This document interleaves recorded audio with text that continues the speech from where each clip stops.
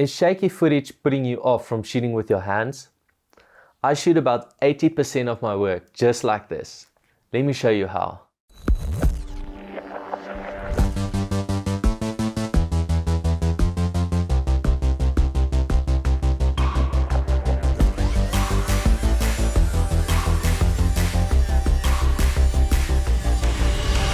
What's up Alpha Universe, Jacques Crafford here with another exciting tutorial. For those of you who don't know me, I make videos for a living. I specialize in tourism, travel and adventure films. Now this video is the third installment of a 3-part series about getting great results with minimum investment. Make sure you watch part 1 and 2 on the Alpha Universe site. Now it's time to take this into practice in part 3, where I'm going to show you in a practical way the techniques that I use when filming with my hands. Like I mentioned in my previous films, I don't encourage any form of handheld filming unless you have this IBIS technology in your camera. The only way where I would justify shooting with my hands without IBIS is by using stabilized lenses. Now let's talk about the techniques. Okay, so first we've got the neck strap method. You actually use the camera strap around your neck. There's 2 ways of shooting like this. The first one I'm not so crazy about. I don't really use it, but I'm going to show you. And then the second one, something I use a little bit more often, but also just in a specific context. If you don't have a flip out screen, mine's got a nice like a screen like this, tilts. If you don't have a screen like that, you want to use the neck strap method. The first one is when you pull it away from your neck like this, and you have to create resistance. Okay, you can't just hold it like this, you have to pull it quite tight. And as you hold it like that, that actually stabilizes the camera. As you can see, the camera is quite stable. My movements is really easy to do like this. The reason I don't like this method is it actually, after a while, my neck starts to hurt. It's an uncomfortable way of shooting and you can't really do longer takes like this. If you want to do a quick shot and you don't have a flip out screen and you want to do it handheld, I would suggest this way, okay? The second way, something I use a little bit more, is actually where you put the strap, the one side under your arm like this and the other side over your shoulder, okay? Then you flip up your screen like this, and this is a lot more stable and you can keep it still for a lot longer, okay? As you can see, you still pull it away from your body. When you move, you use your body like that, pull it away from you. Nice movement. And the reason I like this is if I have longer takes, sometimes I'm in the field, have to do a bunch of interviews with random people. You can just quickly stop by that, hold it for 5 minutes. If they talk for 5 minutes, it's really easy to hold the camera still. And also, if you have that one shot where you're just waiting for that moment to happen, you're waiting for that wave to crash or waiting for that animal to jump out of the hole or something, you just want to hold it still, this is the way to do it. Second, we've got normal handout shooting. In other words, you shoot without the camera strap. But before I talk about that, I just want to mention this is the camera strap I use. It's a Peak design. I also mentioned it in my previous video. And the reason I use it is because you can quickly take the strap off. So for example, if I'm shooting with the strap and I want to put the camera on the gimbal, you can just quickly click it off. It's really fast and it's just nice to have that option of quickly putting the strap on and putting it on the gimbal. And this is the way I use camera strap filming. Now we've got the camera in our hands. This is the way I film most of the time. The reason I love this way of shooting is because of the freedom that comes with it, okay? If something happens and I want to get the shot, it's really easy to frame it up, get the correct height, and just to go like that, it's much quicker without having a strap around my neck or around here that's going to limit me to get the shot, okay? This also means that you can go low, you can get those low angle shots. It's just a lot of freedom that comes with it. Sometimes it can be a little bit more shaky, but I prefer this way of shooting. It depends on what I'm shooting. I'm going to explain to you when and why I use which method. So this method I use usually with like a little bit of a wider lens, like a 35 or a 16 or even a 50mm. I've got an 85 on here. I would still use this method. For other methods, like let's say I have a longer lens, there's another way I shoot. When it comes to this way of shooting, there's a very specific technique involved to get steady and stable shots. I see a lot of people making this mistake, and I'm going to show you how I use this technique to get the best out of my handheld footage. So what you want to do is, a common mistake people make is they move the camera by moving their arms and their hands, and this is not correct. What you want to do is you want to lock your arms, you want to lock your hands, and you want to use your body, you want to use your legs and your hips to create movement. So for example, let's say I want to do a push forward. Some people would go like this, okay? That's very shaky. If you can see, you can even see in the camera, it's quite shaky. If you lock your arms, if you lock your hands, you bend your legs a little bit, look at that. That's a lot better. Similar movement would be like a, let's say a pan shot, okay? Lock it, and I'm using my hips to pan the camera. A tilt shot, I'm gonna use my back, okay? I'm bending backwards, I'm not using my arms or my hands for the movement. Another example is even a jib shot. I use this all the time, okay? You flip up the screen like this, get your position right, get your frame, and instead of lifting it with your arms, you're gonna use your legs, okay? Lock your arms, lock your hands, and bend your legs, and lift it up like that. Now there's a challenge that comes with this way of filming when you wanna do movement, okay? Obviously your movement is quite limited. Unlike when, let's say you're on a gimbal or a slider, the movement you get on a slider and a gimbal is a lot more, and it's a lot easier to go further and to show that movement. And the only way to get more movement in your handheld shots is to use a foreground. And this is something I use in all of my shots. Here's some examples.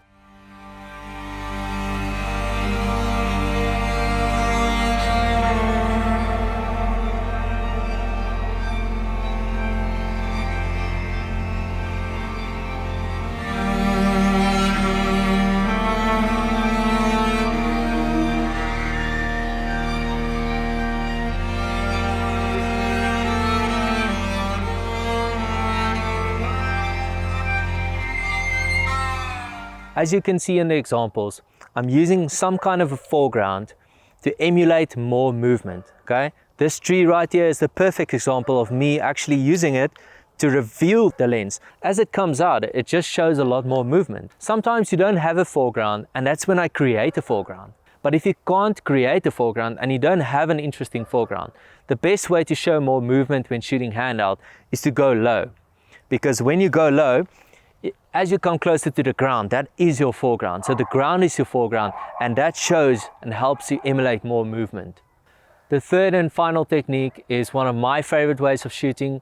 I use it in two types of conditions. When I'm shooting outside in bright sunlight, that's the first, or when I'm shooting on a longer lens. Like I said, when I'm shooting freehand like this, doing all these kind of shots going low, I do that more with my wider lenses. But if I have like a 70-200 or a longer lens on, I'm going to use this method and actually use the EVF. Like I said in my previous video, it's an electronic viewfinder. What I love about mirrorless cameras is the fact that you have a screen. Whatever you see on the screen out here, you can see inside there. And that's perfect for shooting in bright sunny conditions. So what you do is you just hold it up like this, okay? Everything that you see on here, you can now actually check your peaking, your zebras, your exposure, everything is right here in your screen.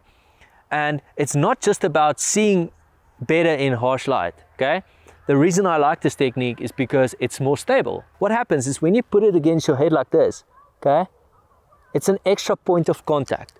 The contact with the EVF and your eye and your arms locking like this, that's actually a lot more stable, okay? Your head is like a stabilizer. When you walk, your head doesn't go like this. So putting it against your head is like actually stabilizing the camera. This helps for those tracking shots, like let's say, for example, a bird flying in the air or an animal running past. You would use the long lens, you just go like this, and just with your head, you just track it. That's super stable. So it's not just about shooting in bright sunny days, it's actually for those long lens. So if I have a longer lens, I use the EVF, hold my head, and just the movement happens with my head. Again, I'm locking my hands, I'm locking my arms, I'm using my head to create the movement. Look at that. And this is one of my favorite ways of shooting. So even if I'm on a wider lens, if I'm outside in a sunny day, I'll just shoot like this the whole time. If I have to go a little bit lower, I'll just crouch down. And if I really have to go low, then I'll just use the other technique. So there you have it. You have to decide what technique is going to be best for the kind of shot that you're doing, okay? So quick recap, I'm going to use the neck strap for those longer takes. Just put it under my arm, over my shoulder for those longer takes. It's just a little bit more stable to keep the camera steady for longer. If I want to get more freedom and I want to get more creative, I want to go low, I want to go like quick and fast, I'm going to use normal handheld without a strap. And then if you're doing shots with a longer lens, like a 70-200 or even longer, that's when you go and use the EVF. And the EVF also helps when you're shooting in bright sunlight.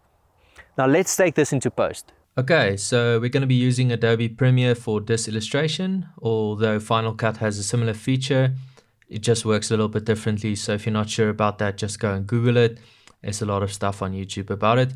I'm just going to share my personal experience working with warp stabilizer. So if you are familiar with it, maybe you've used it quite a bit, there might still be a trick or two for you to learn. So I'm just going to share my approach to working with this tool. Okay, so we've got 3 clips here. The first is the original shot, and this is the shaky shot. We've got our middle clip. This is the one we'll be altering, and then we have a fully stabilized shot, one that's already been done before. Okay, jumping in, we're gonna nest our video, apply a warp stabilizer, and give it some time to analyze. While it's doing that, I want to mention I find it quite too often where people, a common mistake users make is they apply this effect and they simply leave it on the default settings. As you can see, there's quite a few things you can adjust here. And by just leaving it on default, people often end up with clips that just look funny. I'm going to give you some examples about that. But if you know what you're doing, if you play around with these settings, you will be able to stabilize almost any footage, especially if you apply the techniques I mentioned earlier. Okay, so something definitely happened here. As you can see, there's a scale of about 170%, which is quite a bit.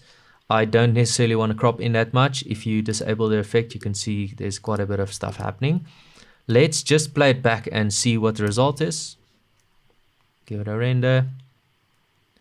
And that is horrible. That's unusable. Okay, so this is an example of where you can't just apply the effect by default. So basically there are 4 methods. Let's go through the methods first. This is my approach to using stabilizer. I always go to the methods first. Okay, the default is subspace warp. And this is amazing because it works on a lot of shots, a lot of different kind of shots. It works most of the time, but there are instances like this where it just completely ruins your footage. So you don't necessarily want to leave it on that. So my first step is to go through all 4. Okay, we've got position, scale, rotation, perspective. Now my go-to is usually going to be position or subspace warp, but there are instances where position, scale, rotation, and perspective are the only ones that actually work. First, I'm going to try position and give it a go.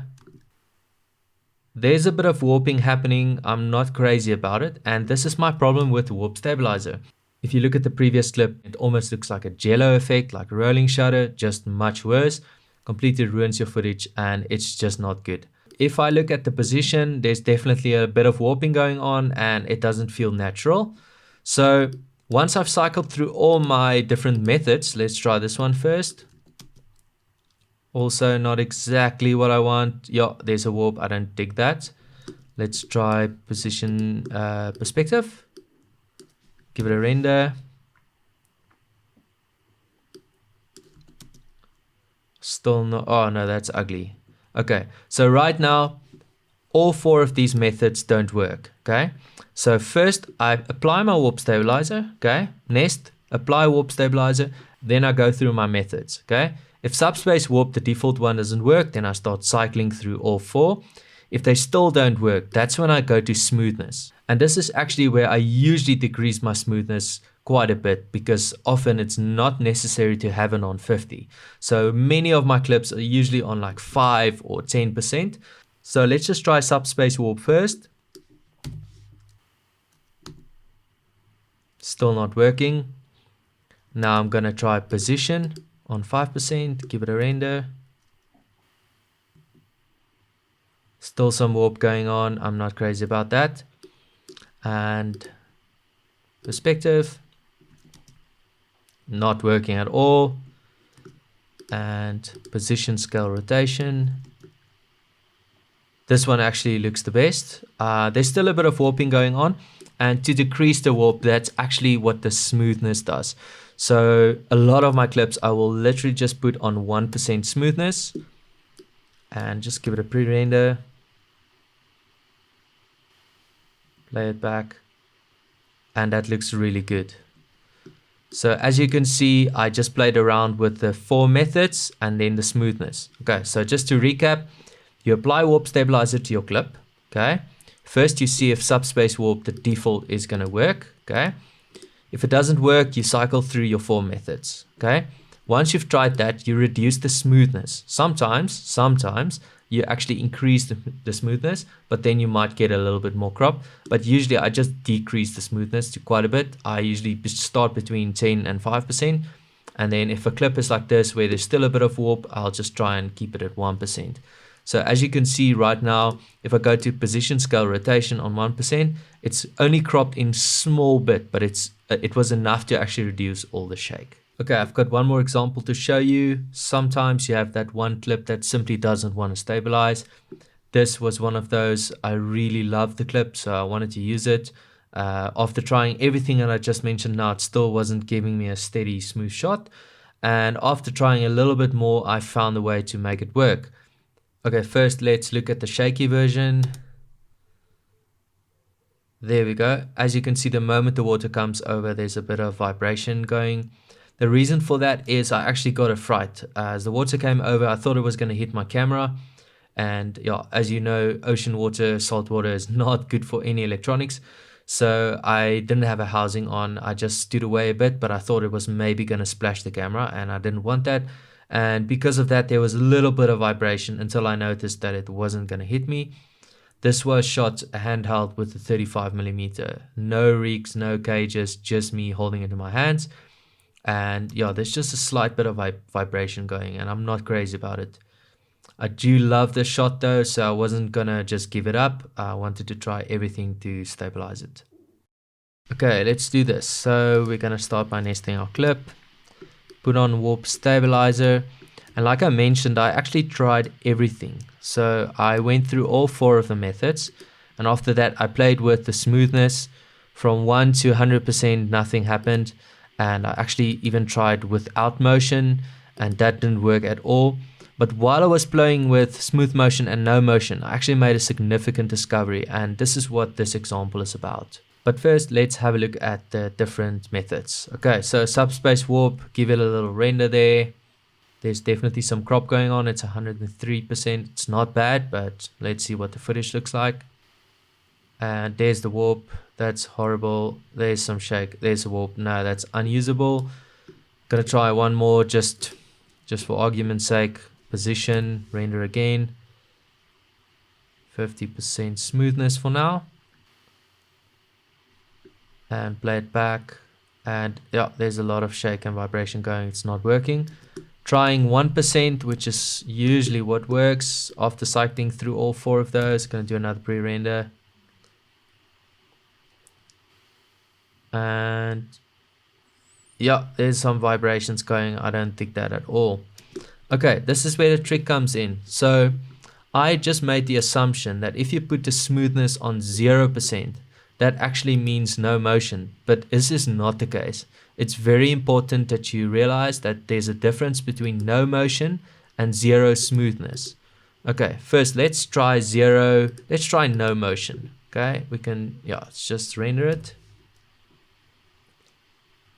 And that's completely destroying the footage. Okay, so that's not working at all. Okay, so no motion doesn't work. And what happened is I actually tried no motion first, and then I just assumed that smoothness on 0% would have the same effect, but this is not the case. Let's have a look. So smooth motion, 0 smoothness, position. Let's try it again and play it back, and voila, that's pretty good. Let's go full screen. And that's pretty awesome. I could totally use this shot. And there you have it. As you can see, when you take your handheld footage using IBIS and you combine it with some stabilization in post, you can get some really awesome results without using a ton of support gear. So before I leave you, I want to take this moment and just give a massive shout out and a very special thank you to Sony for making these videos possible. If you enjoyed it, please leave a comment below or come say hi on my Instagram page. Check out the Alpha Universe page for a continuous release of pre-recorded webinars and a variety of live sessions from all our ambassadors. Also, follow the Sony Alpha SA page on Facebook and Instagram for regular updates and promotions. Bye for now.